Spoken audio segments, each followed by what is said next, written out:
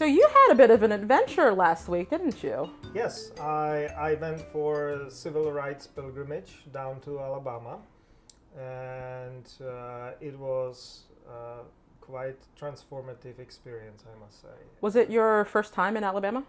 Yes. All right. Yeah. I actually did not fly directly to Alabama. We went to Georgia, to Atlanta, and then we drove. But I actually made a list of all those memorials we attended or we found. Right. And primarily we went there to visit the National Memorial for Peace and Justice, which is otherwise also known as the Lynching Memorial. Yeah, I've heard about that. And that was... it's difficult almost to talk about it, how big impact it made on me, and it's I've been always anti-racist, I must say, and you know me. That's not a controversial stance to take. But I immediately felt like I need to add that or completely rethink everything, and also realizing that what I was experiencing there would not, that word racism, especially as used these days, does not fit what was practiced down in South. That it was, I don't know, maybe putting some adjective before it, like murderous racism, or finding out another word. I was discussing it with some people, and we agree that there should be some kind of a distinction in between what was happening and to some degree is still happening. Yeah. That was the biggest shock for me, to stop by the capital of Alabama. And there is larger than life Jefferson Davis bronze statue still standing. And on the steps they have a bronze or maybe brass star where he was sworn in as president of Confederate States. And all the memorials, all the schools are named after these murderous guys. And that's kind of a little easier to process for me, or more to get excited or upset about, because it is just almost unthinkable. Yeah. I think there's something about the difference between seeing a monument to someone who has done hurtful things or who has caused violence and murder and things like that, and it's one person, and being able to look at them and to be angry at it, to be upset with it. And I think it's something entirely different to see the names and hear the stories of all of the people who have been harmed, who were killed in the name of not just racism, but I'm going to say white supremacy. Of claiming that whiteness is so superior that there's an entire system around it that says that it's okay to kill black people and to kill other people of color just for it. To sit there with that kind of pain and trauma, it does something. I feel like when you see the monuments or you hear about the monuments, it makes you angry. But when you hear about what happened, and particularly the reasons why, it makes you hurt. It grabbed me by heart, I must say. I had that kind of dumpling in my throat, if you know what I mean, almost, and tears coming to my eyes, even when I am thinking about it right now. See those rows and rows of counties, predominantly from South, not only, but predominantly from South, and on them listed those who were lynched, viciously and brutally killed, mostly boys, mostly in their late teens, maybe, and but including local ministers, and everything, and it just and there are like 809 of those monuments there. And on those monuments, more than 4,000 names, which they were able to confirm from 2 different sources. And those are the ones they were able to confirm. Oh yeah, absolutely. That's why I'm mentioning it, because the final number would be like twice, 3 times, 4 times larger. Who knows even? And at the same time, there are occasionally where they were able to find the so-called justification of those murders. Yeah. They were publishing some of those, and again, it is like one led me almost to question my calling as a minister, because there was the reason in one county towards the end of 19th century, an African American gentleman asked white woman for a cup of water and was lynched for that. Yeah. And you know the biblical parable. You know the biblical story coming with it. I started to question, what are we doing as ministers? If these are the so-called Christian folks who heard this story, I don't know how many times from the Bible, read in the church, in Bible classes and Sunday schools and who knows where, and they are still able to go and murder a person who is asking for a cup of water. I don't know. Yeah. It's just, and that's beside, and then you see those neuroses. It's a sick country. Yes. Really, which is going after predominantly young black men. Predominantly, not just though. Yeah, there were ladies as well. Sometimes they would lynch white people as well if they got intertwined with or protective of African Americans, as probably labeled as traitors or who knows what. And the other thing is that you see this, and then you see that it is continuing. Yeah, I was gonna say. So I haven't been down there yet. I'm a little afraid to go to Alabama, to be honest.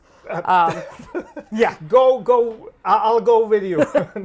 But I have seen pictures of some of the slabs that they have, and I read some of the reasonings behind it, and that really shook me because, like you said, some of them are things like went to get a cup of water. Sometimes a white person told them what to do and they said no, or they went on a date with a white person or whatever. Like organizing sharecroppers. Organizing sharecroppers. I think there was one where they wanted to lynch a kid and his father wouldn't help them find him, so they lynched the father first and then found the kid. And I see all these different stories and just how every little thing was an excuse to kill someone. And it reminds me of all the different stories that we've been hearing lately about calling the cops. Somebody had the cops called on them because they were a firefighter and they were black in a neighborhood. Somebody called the cops because a woman was at Smith College eating her food and she was suspicious. Somebody at Yale was sleeping on a couch in her own common room and she was suspicious. Somebody called the cops on a kid mowing a lawn, on politicians going door to door in their own neighborhoods. Somebody was smoking in a parking lot and they called the cops, and I'm looking at these reasons that they used to kill my people. And I see it today. Those same reasons are the reasons that people are calling the cops now to be their own personal bouncers and security. And sometimes those end up okay, and sometimes they end up with people dead. It is still happening. That mindset has not left us. And pseudo reasons. Yeah. Mostly just some kind of their neuroses or obsessions or a black person did something you didn't like and you had to retaliate. or you don't understand, or you know, they had actually their beautiful sculpture, hence Abdon Shoot, I would call it, which is part of this larger memorial. It's standing outside, and it shows that it continues. Interestingly, I did not need a sculpture to understand that how viciously it continues these days. Was that I returned for night pictures also. I love taking night pictures, and so I returned for the night pictures, and I realized that there were security guards positioned on the perimeter of the memorial, guarding that memorial 24/7. Oh, yeah. And when we were going in, we were going through metal detector frames. And so next time I was in one of those museums. There are several.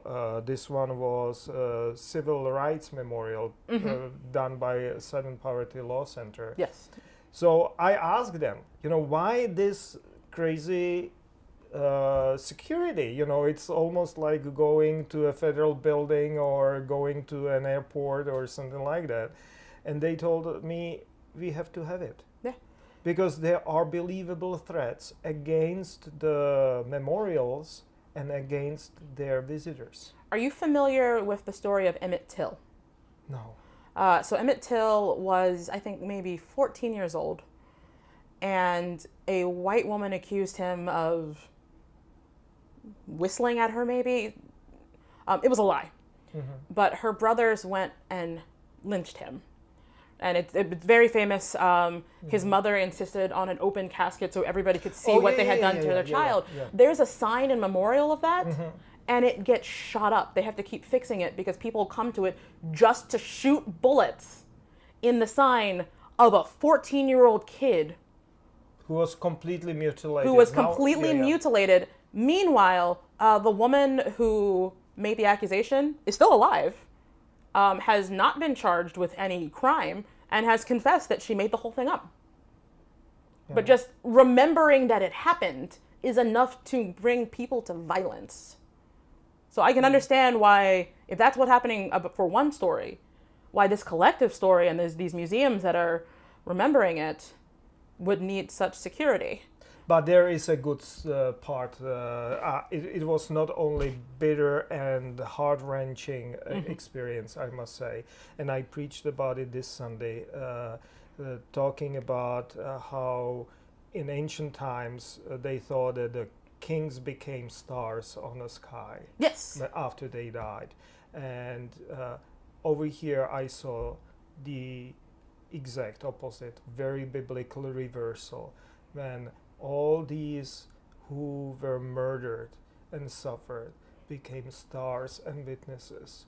And there are innumerable memorials down in Montgomery to all the different racist and Confederate soldiers, and schools are named after them, and on every single corner they have those road sign memorials to their famous structures, never mentioning that it was built by the slave labor, or just showing how beautiful classicist villa or created or built by this famous Southern architect or whatever. But no one is paying any attention.